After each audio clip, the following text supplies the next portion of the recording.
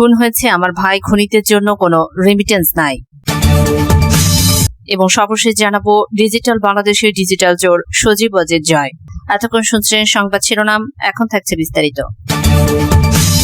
Digital বাংলাদেশের digital চোর সজীব ওয়াজেদ জয়। সজীব ওয়াজেদ জয় বঙ্গবন্ধু শেখ মুজিবুর রহমানের দৌহিত্র এবং বাংলাদেশের প্রধানমন্ত্রী শেখ হাসিনার ছেলে, আওয়ামী লীগ শাসনামলে যার পরিচয় প্রধানমন্ত্রী তথ্য ও যোগাযোগ প্রযুক্তি বিষয়ক উপদেষ্টা। আপনি তার দুর্নীতির আমলনামায় কিছু খুঁজে পাবেন না প্রিন্ট মিডিয়া অথবা ডিজিটাল মিডিয়াতে, কারণ এগুলো নিয়ন্ত্রকই হচ্ছে সরকার প্রধানের ছেলে সজীব ওয়াজেদ জয়। অথচ এই জয় কিভাবে সহজ সরল বাংলাদেশের মানুষের ভবিষ্যৎ নিয়ে খেলছে। হাজার হাজার লক্ষ লক্ষ কোটি টাকা দুর্নীতি করে বাংলাদেশকে প্রায় এক পঙ্গু দেশ বানানোর পায়তারা চলছে। বাংলাদেশের মানুষকে যতই বোকা বানিয়ে উন্নয়নের নামে আওয়ামী লীগ যেই গল্প বানিয়ে শোনাক না কেন, বাস্তবে দেশে উন্নয়নের নামে হরিলুট হচ্ছে। আর এই নৈপথ্যে রয়েছে সজীব ওয়াজেদ জয়। তার ও আওয়ামী লীগের সদস্যদের মাধ্যমে দেশে কয়েক লক্ষ কোটি টাকা দেশ থেকে বিদেশে পাচার হয়েছে এবং হয়েই চলেছে। আওয়ামী লীগ সরকার সবকিছুই হার বানিয়েছে। গুম, খুন, হত্যা, টাকা লুট, ভোট চুরি কিছুই তাদের আমলনামায় বাদ নেই যে তারা করেননি। দেশের গণতান্ত্রিক স্তম্ভ বলে আর কিছুই নেই, আর আছে শুধু ভয়, কখন কার নামে মিথ্যা মামলা হয়ে যায়। আওয়ামী লীগ শুধু জনগণের সাথেই না, বিরোধী দল, সাংবাদিক, আলেম সমাজ, কবি, সাহিত্যিকদের নিয়ে যে গুম খেলা খেলেছে আর এদের উপর যে পরিমাণ জুলুম অত্যাচার করেছে তা মধ্যযুগের বর্বরতাকেও হার বানিয়েছে। সোনার চামচ মুখে নিয়ে জন্মগ্রহণ করা সজীব ওয়াজেদ জয় বহু বছর যুক্তরাষ্ট্রে বসবাস করেছেন। তার বিরুদ্ধে অবৈধ অস্ত্র রাখার অভিযোগ থেকে শুরু করে মাতাল অবস্থায় গাড়ি চালানোর অভিযোগ আনা হয় এবং পরবর্তীতে সকল অভিযোগ প্রমাণিত হয়।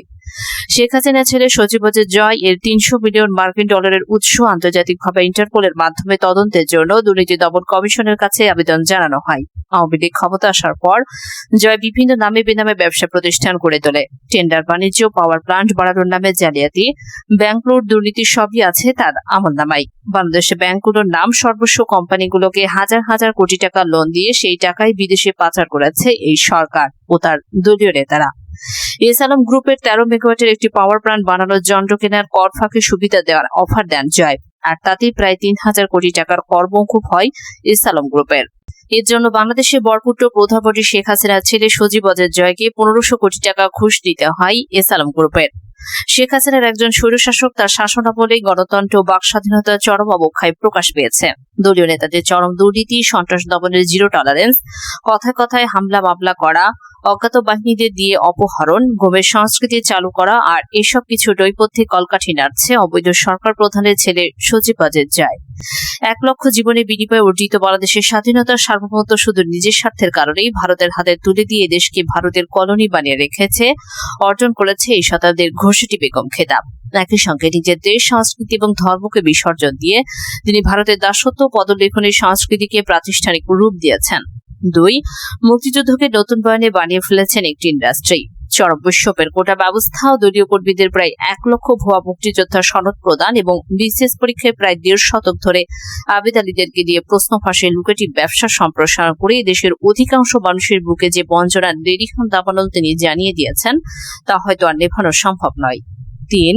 তিনি বাংলাদেশের রাজনৈতিক প্রতিহিংসা এবং ঘৃণাতন্ত্রের জননী। তার প্রবর্তিত ঘৃণা লেলিহান শিখায় আছে জ্বলছে সারাটা দেশ, কখনো লগি বৈঠার তাণ্ডবে, কখনো চাপাতির আঘাতে, আবার কখনো পুলিশ, র্যাব কিংবা বিজেপি নির্বিচার নৃশংস গুলিতে। ৪. তারই ছত্রছায়ায় বাংলাদেশে ছড়ানো হয়েছে ভয়ঙ্কর ইসলামী ভীতি ও মুসলমানদের বানানো হয়েছে জঙ্গি, পোড়ানো হয়েছে পবিত্র কোরআন, হত্যা করা হয়েছে শত শত আলেমদেরকে, ফাঁসিতে ঝোলানো হয়েছে এই বঙ্গের শ্রেষ্ঠ সন্তানদেরকে। রিমান্ডে নিয়ে টর্চার, বিচার বহির্ভূত হত্যাকাণ্ড, ক্রস ফায়ার এবং গুম সহ মানবাধিকার লঙ্ঘনের খতিয়ানগুলো হাজার বছরের ইতিহাস হয়ে থাকবে। বিশ্বের প্রথম লেডি হিটলার হিসেবে তিনি অমর হয়ে থাকবেন দুনিয়ার ইতিহাসে। ৫. তার হিংসা ও ঘৃণাতন্ত্রের ছবলে পুরো দেশ একসময় ছিল আস্তিক নাস্তিক বলয় বিভক্ত এবং চরম ফেতনাতে নিমজ্জিত। আজ বিভক্ত মুক্তিযোদ্ধা আর রাজাকারের বাচ্চা চেতনার নামে স্বাধীনতার পক্ষ বিপক্ষ দ্বন্দ্ব তৈরি করে পুরো দেশকে নিশ্চিত সংঘাত এবং গৃহযুদ্ধের দিকে ঠেলে দিয়েছেন। দেশের পুরো রাজনীতিকে ১৯৭১ সালে লৌহপিঞ্জরে আবদ্ধ করে অন্যান্য সকল দলপথ এবং পথকে ক্রিমিনালাইজ করে গণতন্ত্রকে কবর দিয়ে সামনে এগিয়ে যাওয়ার সকল পথ বন্ধ করে রেখেছেন। প্রতিষ্ঠা করেছেন এশিয়া মহাদেশের প্রথম লুটতান্ত্রিক ফ্যাসিবাদ। ৬. দেশের মানুষের শেষ আশ্রয় বিচার বিভাগকে সম্পূর্ণরূপে ধ্বংস করে তিনি আওয়ামী লীগের দলীয় কার্যালয়ে পরিণত করেছেন। হাইকোর্টের রায় হাইকোর্ট দেয় না, আসে বঙ্গভবন থেকে, এমনই স্বীকারোক্তি দিয়েছে তারই পোষা এক প্রধান বিচারপতি থেকে। ৭.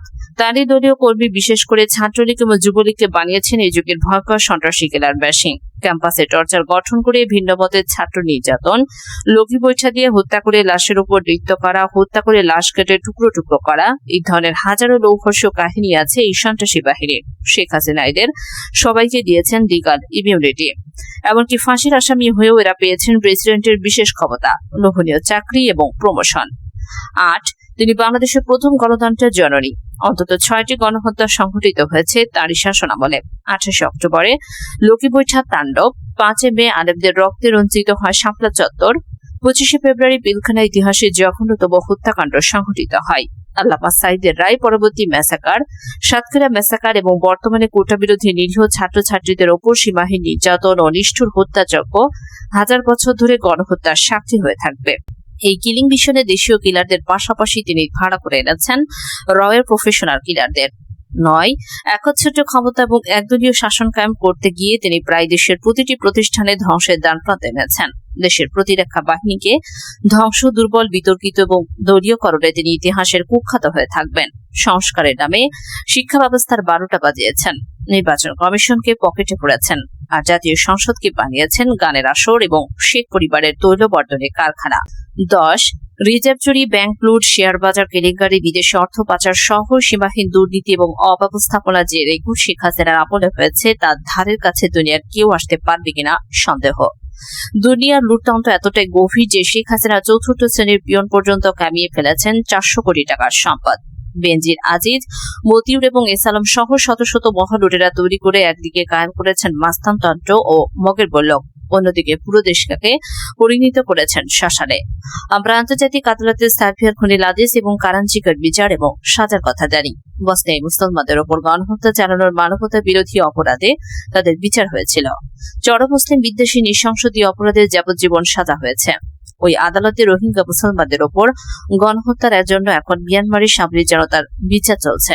বাংলাদেশের নিপীড়িত জনগণ আশা করে যে বর্তমান বিশ্বের একমাত্র নারী ফ্যাসিস্ট শেখ হাসিনা ও একইভাবে স্বদেশে কিংবা আন্তর্জাতিক আদালতে বিচার একদিন হবে। 1975 সালে জনবিচ্ছিন্ন শেখ মুজিব সামরিক অভ্যুত্থানে মুক্তিযুদ্ধের হাতে নিহত হওয়ার পর ঢাকা দোকানের সমস্ত মিষ্টি শীর্ষে গিয়েছিল। খোদ গোপালগঞ্জে তাকে জানাজা পড়ানোর জন্য লোক খুঁজে পাওয়া যায়নি।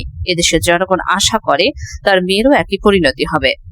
2009 সালে ক্ষমতা দখল করে শেখ হাসিনা বাংলাদেশে পারিবারিক শাসন প্রতিষ্ঠা করেছেন।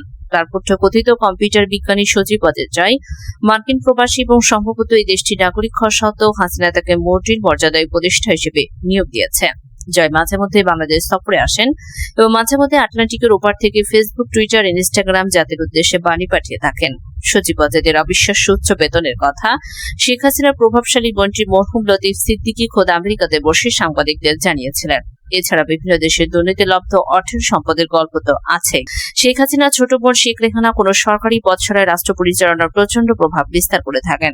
কিছুদিন আগে প্রধানমন্ত্রীর নাটকীয় শপথপাঠ অনুষ্ঠানে শেখ রেহানাকে বড় বোনের পাশে দণ্ডায়মান দেখা গেছে।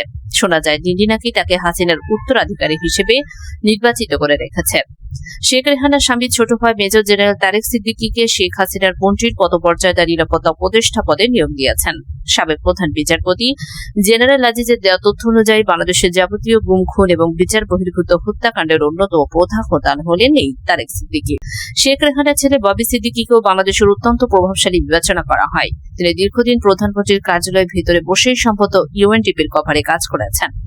শেখ হাসিনার কন্যা পুতুল এবং তার স্বামী আরব আমিরাতে বিপুল সম্পদের কথা এখন অনেকেরই ওপেন সিক্রেট। আরব আমিরাতে হাসিনা কন্যার স্বামীটি কি অবস্থায় আছে সেটাও রহস্যময়। এই নিয়ে সোশ্যাল মিডিয়ায় গুজবের শেষ নেই। পদ্মা সেতু দুর্নীতিতে সাবেক মন্ত্রী আবুল হোসেনের সাথেই দম্পতির নাম জড়িয়ে আছে। সেই সময় তারা কানাডায় অবস্থান করতেন। কেন তারা কানাডা থেকে পালিয়ে প্রথমে কাতার এবং পরে আরব আমিরাতে ঘাঁটি করেছেন সেটাও আমজনতার অজানা। অবশ্য পুতুল এখন স্বামীর সাথে না থেকে মায়ের সাথে ঘুরছেন। শেখ হাসিনা কন্যা শ্বশুর ইঞ্জিনিয়ার মোশাররফ দীর্ঘদিন স্থানীয় সরকার সহ নানা গুরুত্বপূর্ণ মন্ত্রণালয়ের দায়িত্বপ্রাপ্ত মন্ত্রী ছিলেন। একদা দাপটে মন্ত্রীর আপনার খোঁজ খবর নেই। অনেকেই দাবি করেন যে বেআইন নাকি স্বাভাবিক হয়ে গেছে। ইঞ্জিনিয়ার মোশাররফের ছোট ভাইকে কিছুদিন আগে প্রায় 2000 কোটি টাকা লুটপাট করার অভিযোগে সরকার গ্রেপ্তার করেছে। ফ্যাসিস্ট শাসকের সাবেক অথবা বর্তমান পেয়ে ছোট ভাই যদি 2000 কোটি টাকা বেড়ে দেওয়ার ক্ষমতা রাখেন, তাহলে শেখ হাসিনার আরো নিকটের আত্মীয় স্বজনরা কত টাকা দুর্নীতি করছেন তা ধারণা করা আমাদের পক্ষে অসম্ভব। মার্কিন যুক্তরাষ্ট্রের নির্বাসিত সাংবাদিক ইলিয়াস হোসেন বছরখানেক আগে মন্ত্রী এবং সংসদ সদস্য সহ বাংলাদেশ সরকারের বিভিন্ন পর্যায়ে শেখ পরিবারের লোকজনদের অবস্থান নিয়ে ইউটিউবে একটি প্রতিবেদন প্রকাশ করেছিলেন। সেখানে ইলিয়াস হোসেন শেখ পরিবারের প্রভাবশালী প্রায় অর্ধশত ব্যক্তির নাম উল্লেখ করেছিলেন। ওই প্রতিবেদনটি বিশেষভাবে সংরক্ষণ করা প্রয়োজন। ভবিষ্যতে মামলার আর্জি বানাতে প্রতিবেদনটির প্রয়োজন হবে। রাষ্ট্রের প্রতিটি প্রতিষ্ঠানকে শেখ হাসিনা দুর্নীতির আখড়া বানিয়েছেন। জাদুঘরে পাঠানো লোডশেডিং বাংলাদেশে আবার ফিরে আসার পর থেকে বিদ্যুৎ মন্ত্রণালয়ের দুর্নীতি নিয়ে তথাকথিত মূলধারা মিডিয়ার এখন কিছু সংবাদ প্রকাশিত হচ্ছে। কুইক রেন্টালের নামে বিদ্যুৎ না দিয়ে যে টাকা লুটপাট করা হয়েছে তা দিয়ে কয়েকটি পদ্মা সেতু বানানো সম্ভব হতো। 2010 সালের জুন মাসে আমাকে এক রাতে প্রধান টর্চার চেম্বে যোগ বেঁধে জিজ্ঞাসা করা হয়েছিল আমি কেন কুইক রেন্টালের বিরোধিতা করি। সেদিন আমাকে প্রশ্নকারী সেসব সামরিক ও পুলিশের কর্তারা নিশ্চয়ই আমার বিরোধিতার কারণ বুঝতে পারছেন। রূপপুর পারমাণবিক বিদ্যুৎ প্রকল্পের নামে দেশে বিদেশের লুণ্ঠনকারীদের জন্য টাকার খনি তৈরি করা হয়েছে। 3.5 বিলিয়ন মার্কিন ডলারের প্রকল্পতে অতিরিক্ত খরচ 10 বিলিয়ন ডলারের মধ্যে কত অংশ বাংলাদেশের লুটেরা পাচ্ছে আর কত অংশ রাশিয়ানদের ভাগে যাচ্ছে সেটি IMF ওয়ার্ল্ড ব্যাংক এবার শেখ হাসিনার কাছে হিসাব চাইতে পারে। সাধারণ জনগণের মাথায় বিপুল ঋণের বোঝা চাপিয়ে শেখ হাসিনার প্রতিটি মেগা প্রকল্পে এইভাবেই দুর্নীতির মহা উৎসব চলছে।